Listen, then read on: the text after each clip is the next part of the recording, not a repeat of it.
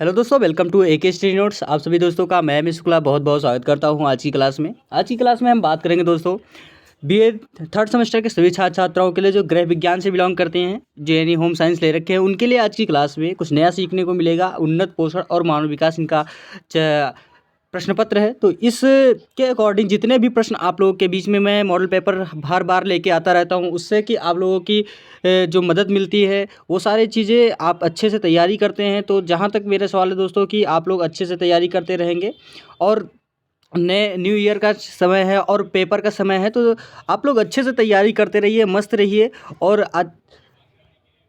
और अभी तक जिन्होंने हमारे छात्र छात्राएं चैनल को सब्सक्राइब नहीं किया है, चैनल को सब्सक्राइब कर दीजिए, बेल आइकन दबा दीजिए, आने वाली वीडियो का नोटिफिकेशन आप लोगों तक बिल्कुल मिलता रहे। और पुराने छात्र छात्राएं एक दूसरे को वीडियो को शेयर करते रहिए। तो चलिए चलते हैं आज की क्लास की तरफ। दोस्तों, क्लास में कौन से प्रश्न आए हुए हैं, किस तरीके से मॉडल पेपर है, तो आइए चलिए क्लास की तरफ। जी हाँ दोस्तों, ये रहा आपका कि बीए थर्ड सेमेस्टर गृह विज्ञान प्रश्न पत्र है, उन्नत पोषण एवं मानव विकास।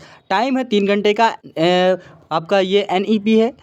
खंड आ से आपको सभी प्रश्न अनिवार्य हैं और प्रत्येक प्रश्न का आंसर आपको 50 शब्दों में देना है। पहला का फर्स्ट प्रश्न है कि पोषण की परिभाषा दीजिए। पोषण किसे कहते हैं? पोषण का मतलब होता है, इसमें लिखना होगा कि इसमें आपको टोटल मिला के पोषण की परिभाषा देना है। पोषण शरीर में होने वाले विभिन्न क्रियाओं का संगठन है, यानी कि जो पोषण है वो शरीर के जितने भी विभिन्न क्रियाएं हैं उनके संगठन को ही हम पोषण कहते हैं, जिनके द्वारा जीवित प्राणी ऐसे पदार्थों को ग्रहण तथा उपयोग करता है जो शरीर के विभिन्न कार्यों को नियंत्रित करता है और क्या करता है, वृद्धि भी करता है तथा शारीरिक टूट फूट की मरम्मत भी करता है। तो इसे हम कहते हैं पोषण। पोषण का मतलब होता है किसी भी चीज़ को, अगर आपके शरीर में किसी भी तत्व की कमी होती है तो उसको हम जड़ से उखाड़ फेंकना चाहें तो यही होता है पोषण। उसके बाद में फिर आपका आता है सेकंड प्रश्न। सेकंड प्रश्न है दोस्तों RDA। RDA का मतलब क्या होता है? RDA का क्या तात्पर्य है? RDA का तात्पर्य है कि पोषक तत्व का वह उपयुक्त मात्रा जो बच्चे के वृद्धि एवं विकास के लिए आवश्यक है। कभी कभी RDA को रिकमेंडेड डायरेक्टरी इंटेक्ट भी कहा जाता है। भारत में RDA यानी कि Indian council of medical research ICMR द्वारा तय किया जाता है। यानी कि RDA जो है वो किसके द्वारा? ICMR के द्वारा, जिसे Indian council of medical research के द्वारा तय किया जाता है। उसके बाद फिर आपका तीसरा प्रश्न आता है, यानी कि पहले का थर्ड प्रश्न है कि स्वास्थ्य की परिभाषा बताइए। स्वास्थ्य किसे कहते हैं? अब इसमें लिखना होगा आपको कि WHO के अनुसार स्वास्थ्य की परिभाषा क्या है। WHO के अनुसार है आपका कि स्वस्थ मनुष्य की पूर्ण शारीरिक, मानसिक एवं सामाजिक स्थिति है, केवल रोगों की अनुपस्थिति स्वास्थ्य नहीं है। यहीं पे टेबर महोदय जी के अनुसार कहा गया है कि स्वस्थ व्यक्ति की वह स्थिति जिसमें शरीर और मन सामान्यतः सक्रिय होकर सभी कार्य करते हैं, तो ये स्वास्थ्य का मूल तत्व हैं, यानी कि मूल रूप हैं। यानी कि आप बात करें तो ये स्वास्थ्य की परिभाषा का मूल कण है। फिर चौथा आपका किस जल एवं वसा में घुलनशील विटामिन कौन कौन से हैं? जल एवं वसा में घुलनशील विटामिन। अब आपका आता है जल एवं वसा में घुलनशील जो विटामिन है वो कौन कौन से हैं। तो सबसे पहले हम बात करेंगे, सबसे पहले आपका आता है कि जल में जो घुलनशील विटामिन होते हैं, आंसर में लिखेंगे जल में घुलनशील विटामिन होते हैं विटामिन बी और विटामिन सी। ये दोनों आपके जल में घुलनशील होते हैं। और जो वसा में घुलनशील विटामिन होते हैं, वसा में आपका घुलनशील विटामिन होते हैं विटामिन ए, विटामिन डी और विटामिन ई और विटामिन के। तो ये आपके सबसे मोस्ट इम्पॉर्टेंट प्रश्न है और सबसे मोस्ट इम्पॉर्टेंट आपका टॉपिक है। यानी कि जल में अगर बात करें तो जल में घुलनशील विटामिन आपके होते हैं विटामिन बी और विटामिन सी। अगर बात करें वसा में, तो वसा में अगर जो घुलनशील विटामिन होते हैं तो vitamin A, vitamin D, vitamin E और विटामिन के। तो ये आपके जल जो घुलनशील यानी कि जल और वसा में घुलनशील विटामिन होते हैं। उसके बाद में फिर आपका आता है मानव विकास का क्षेत्र। मानव विकास का क्षेत्र किसे कहते हैं? अब मानव विकास के क्षेत्र में पहला आपका आता है, इसमें लिखेंगे आप कि मानव विकास के क्षेत्र निम्नलिखित हैं। पहला आपका आता है शारीरिक विकास, दूसरा आता है मानव विकास और तीसरा आपका आता है सामाजिक विकास। चौथा आपका आता है संवेगात्मक विकास। पांचवा आपका आता है इसमें क्रियात्मक विकास। छठा आपका आता है इसमें आपका आता है छठा नंबर भाषा विकास। सातवां नैतिक विकास। आठवां संज्ञानात्मक विकास और नौवां आपका आता है व्यक्तित्व में विकास। फिर दसवां आता है इसमें सृजनात्मक का विकास और 11वां आता है खेल का विकास। 12वां आता है स्मृति का विकास। 13वां आता है कल्पना शक्ति का विकास और 14वां नंबर है रुचि का विकास और 15वां नंबर आपका आता है इसमें आत्म का विकास। तो ये जो क्षेत्र है यानी कि मानव विकास का जो क्षेत्र है यानी कि मानव में जो होने वाली विकास होते हैं उसके ये मूल तत्व होते हैं यानी कि मूल क्षेत्र होते हैं। इससे ये सारे गुण मनुष्य के विकास के अंदर प्रयुक्त होता है। उसके बाद में फिर आपका आता है नेक्स्ट प्रश्न कि वयः संधि अवस्था किसे कहते हैं। वयः संधि का तात्पर्य क्या होता है। जैसे भी प्रश्न पूछा जाए उसका आंसर आप इस तरीके से देंगे जैसे यहाँ पे हमने आपको बताने का पूर्ण रूप से प्रयास कर रहा हूँ। इसमें लिख लेंगे आप लोग कि वयः संधि अवस्था को यौनोत्सुक या हम प्यूबर्टी भी कहते हैं, जो लैटिन भाषा के शब्द प्यूबर्टस से बना है। वयः संधि अवस्था से तात्पर्य है संपूर्णता की ओर ले जाने वाली अवस्था। इस अवस्था को हम 3 भागों में विभाजित किया जाता है। पहला तो आपका आता है पूर्व यौन यानी कि पूर्व यौनोत्सुक अवस्था, दूसरा आता है यौनोत्सुक अवस्था और तीसरा आता है उत्तरी यौनोत्सुक अवस्था। तो ये वयः संधि अवस्था का 3 तत्व हैं और इसके जो मूल भाषा है वो प्यूबर्टस से हैं। वह संधि से तात्पर्य है कि संपूर्णता की ओर ले जाने वाली ये अवस्था होती है। उसके बाद फिर आपका आता है 7वां प्रश्न कि महिला सेक्स हार्मोन किसे कहते हैं। महिला सेक्स हार्मोन क्या है। इसमें आपका पूछा गया है कि महिला सेक्स हार्मोन कौन कौन से होते हैं। तो आप लोग लिखेंगे आंसर में कि महिलाओं में मुख्यतः 2 सेक्स हार्मोन्स होते हैं। पहला तो आपका आता है इसमें एस्ट्रोजन, पहला कौन सा आता है एस्ट्रोजन और दूसरा आपका आता है प्रोजेस्टेरॉन। तो ये मुख्य रूप से 2 हार्मोन होते हैं जो महिला सेक्स हार्मोन में काम करता है। तो ये 2 मूल रूप से पहला आपका कौन सा आता है एस्ट्रोजन, पहला आपका आता है एस्ट्रोजन हार्मोन और दूसरा आपका आता है प्रोजेस्टेरोन हार्मोन। तो ये मुख्य रूप से 2 प्रकार से पाया जाता है। उसके बाद में फिर आपका नेक्स्ट प्रश्न आता है 8वां प्रश्न कि किशोरावस्था में आहार क्या है। किशोरावस्था आहार किसे कहते हैं। आता है आपका किशोरावस्था आहार किसे कहते हैं। किशोरों के आहार में आंसर लिखिए, किशोरों के आहार में दूध व दूध से बने पदार्थों की प्रतिदिन कम से कम 4 कप की मात्रा आवश्यक होनी चाहिए। दूध के अभाव में सोयाबीन तथा मूंगफली आदि से प्रोटीन की आवश्यकता की पूर्ति होनी चाहिए। भोजन पौष्टिक एवं संतुलन होना चाहिए। तलने व भूनने की क्रियाओं का कम प्रयोग होना चाहिए। मसालों का प्रयोग भी अधिक ना हो तो अच्छा है। भोजन में विविधता भोज्य पदार्थों को तैयार करने की विधियों में आकर्षण को बढ़ाती है। अनाजों के वर्ग को की 3 समय यानी कि अनाजों के वर्ग को तीनों समय के आहार में शामिल करना चाहिए, चाहे वह रोटी, चावल, दलिया, खिचड़ी, मैक्रोनी के रूप में हो या मिठाई, कॉर्नफ्लोर, मठरी, बिस्कुट आदि के रूप में हो। हरी पत्तेदार तरकारियाँ एवं पीली एवं अन्य सब्जियां का भी आहार में विशेष स्थान होता है। उसका फिर आपका आता है नेक्स्ट प्रश्न कि बालक का सामाजिक विकास के रूप में बताइए। अब इसमें लिखेंगे बालक के सामाजिक विकास। बालक की अपनी आवश्यकता हेतु दूसरों पर आश्रित रहता है, क्योंकि बालक जन्म के समय अत्यंत असहाय अवस्था में होता है, लेकिन जैसे जैसे बालक का विकास होता चला जाता है उसमें आत्मनिर्भरता निरंतर बढ़ती जाती है। यद्यपि जीवन भर यह दूसरों की सहायता तथा संपर्क के बिना अपनी आवश्यकता को पूर्ण करने में असमर्थ होता है। प्रत्येक सामाजिक प्राणी प्रत्यक्ष अथवा अप्रत्यक्ष रूप से एक दूसरे के ऊपर निर्भर होता है। बालक के संपूर्ण विकास पर सामाजिक संपर्क का बहुत बड़ा प्रभाव पड़ता है। जिस बालक को समाज तथा समूह से बहिष्कार का सामना करना पड़ता है उसका व्यक्तित्व बड़ा ही संकुचित हो जाता है। तो ये आता है बालक का सामाजिक विकास के ऊपर। तो ये जैसे जैसे इनके ऊपर आता है सारी क्रियाएं वो उनके ऊपर निर्भरता बढ़ती जाती है। उसका फिर आपका आता है 10वां प्रश्न कि एक्टोपिक गर्भावस्था क्या है। मोस्ट इंपॉर्टेंट प्रश्न है।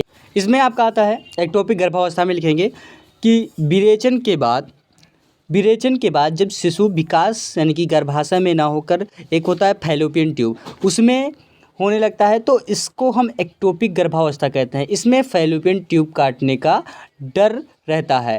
तो ये जो एक्टोपिक गर्भावस्था है बड़ा ही हार्ड और बहुत ही हार्ड होता है, जिससे कि नुकसान भी करता है और सारी चीज़ें क्या हो जाता है कि शिशु का जो विकास होता है वो सही से हो नहीं पाता है। तो इसी के कारण यहाँ से ये चीज़ें डिस्कशन में आती हैं। उसके बाद फिर आपका आता है खंडवा, यानी कि खंड आके हमने सारे आपको प्रश्न एक एक करके बता दिया है दोस्तों। और दोस्तों वीडियो अच्छी लगी हो तो ज़रूर लाइक करें और चैनल को सब्सक्राइब करना बिल्कुल ना भूलिए और एक दूसरे को वीडियो को शेयर करते रहिए।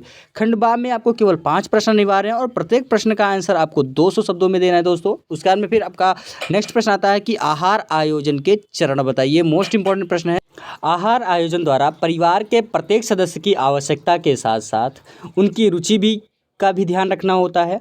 भोजन के रंग रूप, स्वाद और पकाने की विधियों में विभिन्नता उत्पन्न करके परिवार के सदस्यों की भूख बढ़ती है तथा भोजन बहुत स्वादिष्ट हो जाता है, जिससे वह रुचिपूर्वक ग्रहण किया जाता है। तो ये इसके लाभ होते हैं। दूसरा नंबर आता है कि आहार आयोजन द्वारा किसी व्यक्ति, परिवार अथवा संस्था की आवश्यकता के अनुरूप आहार दिया जाता है और उनकी उचित पोषण संबंधी आवश्यकताओं की पूर्ति संभव होती है। आहार नियोजन के द्वारा व्यक्ति की पसंद और आदत के अनुरूप भी आहार दिया जाता है। तीसरा नंबर आता है कि आहार आयोजन द्वारा धन का भी सदुपयोग किया जाना संभव है।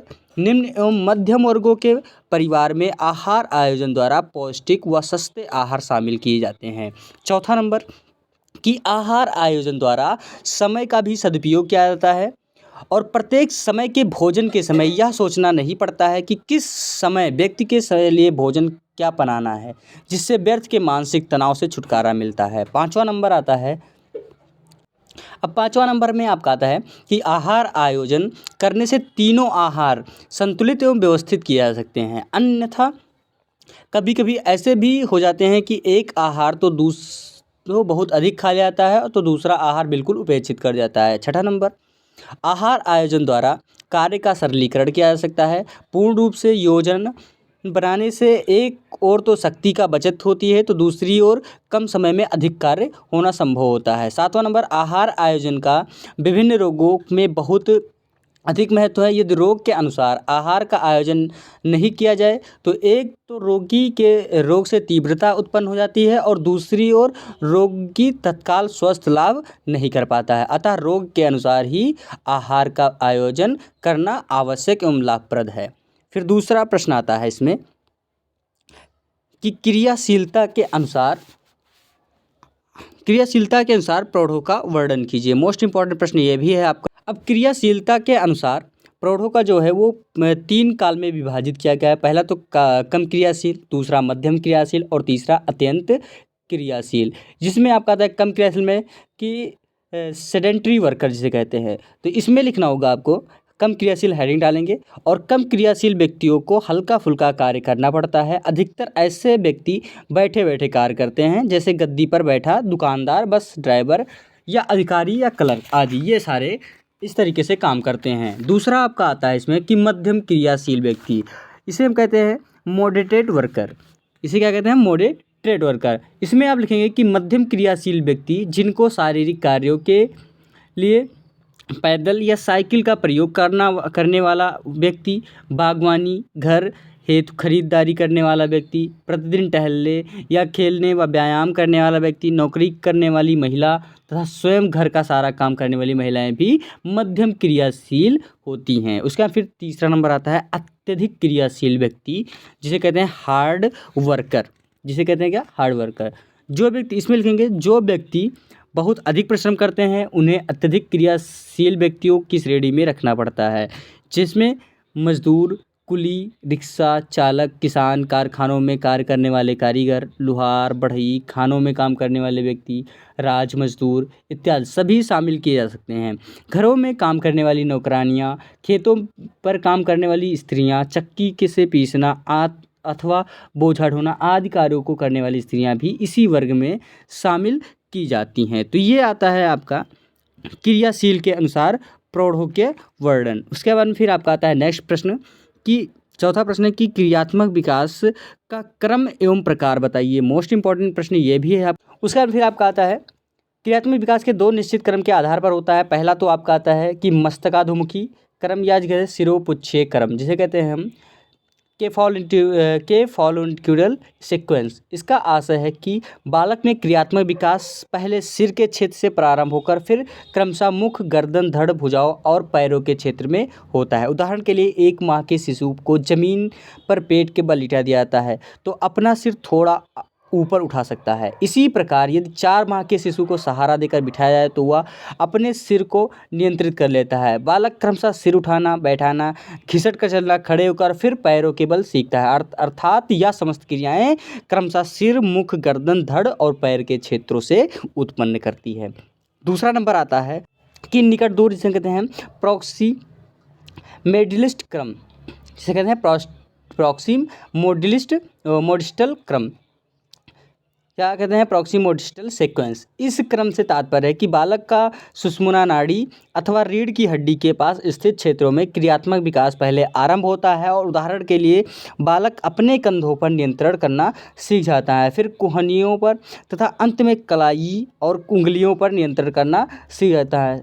बालकों में होने वाला समस्त प्रकार का क्रियात्मक विकास उसकी एक निश्चित आयु एवं अनुभव द्वारा ही होता है। इसलिए व्यक्ति का संपूर्ण क्रियात्मक विकास होने में समय लगता है। उदाहरण के लिए 1 माह की अवस्था में बालक अंगूठा चूसने लग जाता है और 4 माह में अवस्थाओं में वह चीज़ों को पकड़ने लग जाता है और 8 माह की अवस्थाओं तक वह कई चीज़ों को पसंद की वस्तुएं चुनने लगता है। उसका फिर आपका आता है क्रियात्मक विकास के प्रकार। पहला तो आपका आता है इसमें क्रियात्मक विकास में संवेगात्मक विकास। संवेदनात्मक विकास में आता है कि सेंसरी मोटर डेवलपमेंट। इसमें आता है कि किसी भी प्रकार का क्रियात्मक विकास उसके संवेदनात्मक विकास के बिना अधूरा है, क्योंकि वह अपने संवेदों के सहायता से ही क्रियाओं को अर्थ स्नायु संस्थान द्वारा समझकर वातावरण के अनुकूल समायोजित व्यवहार करता है। अपने 5 संवेदों आँख, नाक, कान, जीभ तथा त्वचा के द्वारा ही वातावरण में देखना, सूंघना, सुनना, स्वाद तथा स्पर्श का अनुभव प्राप्त कर सकता है। दूसरा आता है कि शारीरिक क्रियात्मक विकास जिसे कहते हैं फिजिकल मोटर डेवलपमेंट। इसमें आता है कि शारीरिक रूप से क्रियात्मक विकास विकासात्मक निर्देशन नियम जिसे कहते हैं लॉ ऑफ डेवलपमेंटल डायरेक्शन के अनुसार होता है। इस नियम के अनुसार इसमें आता है कि क्रियात्मक विकास क्रमशः सिर, धड़, हाथ, पैर की दिशा में होता है। 12 नंबर बड़ी मांसपेशियां की क्रियात्मक विकास छोटी मांसपेशियों के क्रियात्मक विकास की अपेक्षा शीघ्र होता है। तो ये होता है क्रियात्मक विकास के क्रम और इसके प्रकार। उसमें फिर 5वां प्रश्न आता है इसमें कि नैतिकता के निर्धारक तत्वों को समझाइए। अब इसमें आता है नैतिकता के निर्धारक तत्व। इसमें आएगा पहले, इसमें सबसे बड़ी बात है कि इसमें लिखना होगा आपको कि किसी भी व्यक्ति के नैतिकता का निर्धारण 2 बातों से होता है। पहला तो आता है बौद्धिक पक्ष और दूसरा आता है भावात्मक पक्ष। बौद्धिक पक्ष में लिखना होगा आपको कि बौद्धिक पक्ष से अभिप्राय है कि व्यक्ति को उचित, अनुचित और सही गलत का ज्ञान हो। जब कोई व्यक्ति यही नहीं जानता है कि क्या करने योग्य है और क्या नहीं, तब वह जो स्वयं उचित समझता है करता है। ऐसे कभी कभी अनैतिक कार्यों की ओर अग्रसर भी हो जाते हैं। दूसरा नंबर भावात्मक पक्ष। भावात्मक पक्ष से तात्पर्य है कि उचित तथा अनुचित का ज्ञान होना काफ़ी नहीं, व्यक्ति स्वयं को मन में यह भाव उत्पन्न करे कि यह सदैव सही काम करेगा तो और गलत कार्यों से दूर रहेगा। जैसे व्यक्ति यह जानता है कि झूठ बोलना गलत है, किंतु फिर भी वह स्वार्थवश क्या करता है, झूठ बोलता है, तो यह उसकी नैतिकता नहीं कहलाएगी। अतः नैतिकता के अंतर्गत सही व गलत को जानना तथा जीवन में उसका अनुपालन करना दोनों क्रियाएं आती हैं। तो ये आते हैं नैतिकता के निर्धारक तत्व। 6वां नंबर आता है कि पौष्टिक तत्व। पौष्टिक तत्व से क्या तात्पर्य है? अब इसमें लिखेंगे पौष्टिक तत्व से क्या तात्पर्य है। पोषक तत्व हेडिंग डालेंगे पोषक तत्व। इसमें लिखेंगे कि भोजन के अंदर विद्यमान वे समस्त पौष्टिक तत्व जो शरीर निर्माण, ऊर्जा उत्पादन तथा शरीर की रोगों से रक्षा करने का कार्य करते हो पोषक तत्व कहलाते हैं। भोजन के अंदर पाए जाने वाले इन समस्त पोषक तत्वों को 6 समूहों में विभक्त किया जा सकता है। कौन कौन सा? पहला तो आपका आता है प्रोटीन तथा अमीनो एसिड, दूसरा श्वेतसार कार्बोहाइड्रेट और तीसरा आपका आता है खनिज लवण, 5वां विटामिन और 6ठा जल। ये आते हैं समस्त पोषक तत्व जो स्वतंत्र रूप से कार्य नहीं कर पाते हैं, वे एक दूसरे के सम्मिलित उपयोग से कार्य करते हैं। विभिन्न भोज्य पदार्थों में पोषक तत्वों की मात्रा भिन्न भिन्न पाई जाती हैं। कुछ भोज्य पदार्थ एक विशेष तत्व के उत्तम स्रोत होते हैं, तो कुछ में इस तत्व की कमी पाई जाती है। ये सभी पोषक तत्व हमारे शरीर में ग्रहण किए गए भोज्य पदार्थों को के माध्यम से पहुंचाते हैं। हमारे भोजन में दूध और दूध से बने पदार्थ जैसे दही, पनीर, मक्खन आदि, विभिन्न प्रकार के अनाज, फल, साग सब्जियाँ, मछली, अंडा आदि का प्रयोग किया जाता है और ये पदार्थ शरीर के लिए आवश्यक पोषक तत्वों को जुटाने का कार्य करते हैं। ये पोषक तत्व आपस में मिलकर अनेक रासायनिक क्रियाएं करके विभिन्न प्रकार के यौगिक का निर्माण करते हैं। भोजन में पोषक तत्वों की संतुलित समावेश शरीर की वृद्धि, विकास एवं क्रियाशील को नियंत्रित करता है। साथ ही शरीर की रोग प्रतिरोधक क्षमता का भी विकास करता है। इन पौष्टिक तत्वों को भोजन के विशिष्ट अवयव के नाम से भी पुकारा जाता है। यह प्रकार के रासायनिक पदार्थ होते हैं। इसके अलावा एक अन्य पोषक तत्व हमारे शरीर के लिए आवश्यक है, वह तत्व है सेल्यूलोज, जिसे कहते हैं रफ। इसका प्रयोग हमारे शरीर में कोई पोषक मूल्य नहीं है, फिर भी यह शरीर में मल की गति प्रदान करता है तथा आंतों में कर्मांकुचन की गति कुछ सामान्य बनाए रखता है। और यह पौष्टिक तत्व हमें सब्जियों एवं फलों के छिलकों, साबुत दालों तथा अनाजों के ऊपरी परत व चोकर आदि से प्राप्त होता है। जानवरों में इन तत्वों का अपना पृथक ही पौष्टिक तत्व है, क्योंकि इनका शरीर में इसे पचाने वाला एंजाइम उपस्थित होता है, अर्थात जानवरों का मुख्य भोजन राफेज होता है। तो ये आता है पौष्टिक तत्व से क्या तात्पर्य है, पौष्टिक तत्व के आहार। उसका फिर सातवां आता है कि क्रियात्मक विकास क्या है, इसका महत्व बताइए। मोस्ट इंपॉर्टेंट प्रश्न है दोस्तों। और आपका ये है सातवां प्रश्न है, जो खंड बा का सबसे लास्ट प्रश्न है। इसमें लिखेंगे क्रियात्मक विकास, हेडिंग डालेंगे आप क्रियात्मक विकास। इसमें लिखेंगे आप कि क्रियात्मक विकास गर्भकालीन अवस्था के तीसरे माह से ही प्रारंभ हो जाता है और आयु वृद्धि के साथ साथ पेशीय विकास से विभिन्न अंगों में परिपक्वता आ जाती है और बच्चा अपने अंगों पर नियंत्रण करना सीख जाता है। इस नियंत्रण के परिणाम स्वरूप बालक अपने चारों ओर के भौतिक तथा मनोवैज्ञानिक वातावरण में गतिशील हो जाता है। वह स्वयं को वातावरण में समायोजित कर लेता है। उदाहरण के लिए जन्म के समय बालक 1 इंच भी खिसक नहीं सकता, परंतु आयु वृद्धि के साथ साथ वह खिसकना, चलना फिरना, दौड़ना, कूदना, उछलना, पेड़ पर चढ़ना, खाना खाना, नहाना, कपड़े पहनना आदि कौशल सीख जाता है। प्रथम 5 वर्षों तक बच्चों में अत्यधिक क्रियात्मक विकास होता है और वह धीरे धीरे आत्मनिर्भर हो जाते हैं।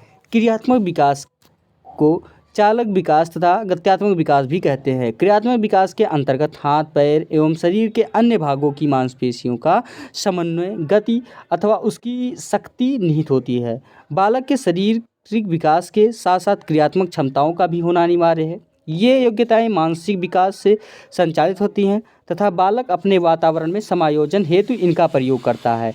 संवेगात्मक विकास में भी इनका क्रियात्मक क्षमताओं का योगदान होता है। बालक का क्रियात्मक विकास उनकी कार्य शक्ति निर्धारण करती है, निर्भर करती है। बालक की सफलता असफलता उनके संवेगों के निर्धारण से महत्वपूर्ण भूमिका निभाती है। उसके बाद फिर आपका आता है नेक्स्ट क्रियात्मक विकास का महत्व। क्रियात्मक विकास का महत्व कौन सा है? इसमें आता है कि क्रियात्मक विकास का बालक के खेल कूद में भी महत्वपूर्ण स्थान होता है, जो उसके व्यक्तित्व को परोक्ष रूप से भी प्रभावित करता है। अतः संक्षेप में क्रियात्मक विकास के महत्व को हम निम्नलिखित रूप में जान सकते हैं। क्रियात्मक विकास का बालक के खेल कूद में भी महत्वपूर्ण स्थान होता है, जो उसके व्यक्तित्व को परोक्ष रूप से प्रभावित करते हैं। अतः संक्षेप में क्रियात्मक विकास के महत्व को हम निम्नलिखित रूपों में जान सकते हैं। जैसे पहला आपका आता है शारीरिक विकास की पूर्णता हेतु क्रियात्मक विकास का महत्वपूर्ण स्थान है। दूसरा नंबर कि मानसिक विकास में क्रियात्मक विकास सहयोगी भूमिका निभाता है। तीसरा नंबर आता है कि सामाजिक विकास का क्षेत्र, उसमें समायोजन से भी क्रियात्मक विकास का महत्वपूर्ण स्थान है। चौथा नंबर संवेगात्मक व्यवहार के निर्धारण में भी क्रियात्मक विकास का महत्वपूर्ण भूमिका होती है। और पांचवा नंबर आपका आता है कि खेल कूद, मनोरंजन एवं आमोद प्रमोद में भी उनका महत्व स्पष्ट रूप से परिलक्षित होता है। और उसका फिर छठा नंबर आता है कि क्रियात्मक विकास से व्यावसायिक सफलता से भी जुड़ी हुई होती है। यानी कि क्रियात्मक विकास जितने भी होते हैं वो अंदर का गुण के रूप में प्रयुक्त होता है। तो ये आता है आपका क्रियात्मक विकास के रूप में। उसके बाद में फिर आपका आता है खंड 7 सेक्शन सी, यानी इसमें आपको केवल 2 प्रश्न अनिवार्य है और प्रत्येक प्रश्न का आंसर इसको आपको 500 कहते हैं, जिसे हम बोलते हैं लॉन्ग आंसर, इंग्लिश में बोलते हैं लॉन्ग आंसर। यानी सेक्शन सी के ये दोनों प्रश्न आपके बहुत बड़े होते हैं।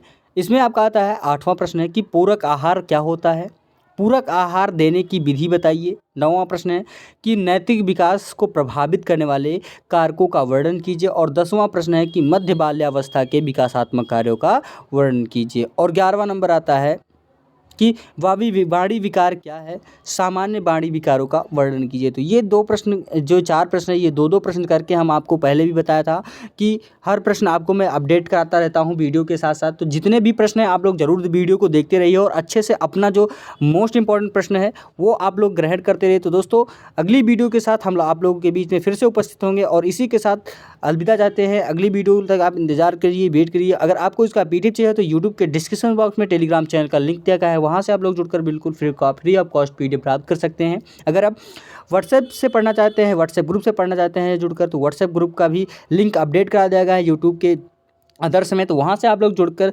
बिल्कुल पढ़ सकते हैं। जैसे भी आपको स्टडी करना चाहिए, करना चाहते हैं, कर सकते हैं। तो इसी के साथ दोस्तों धन्यवाद।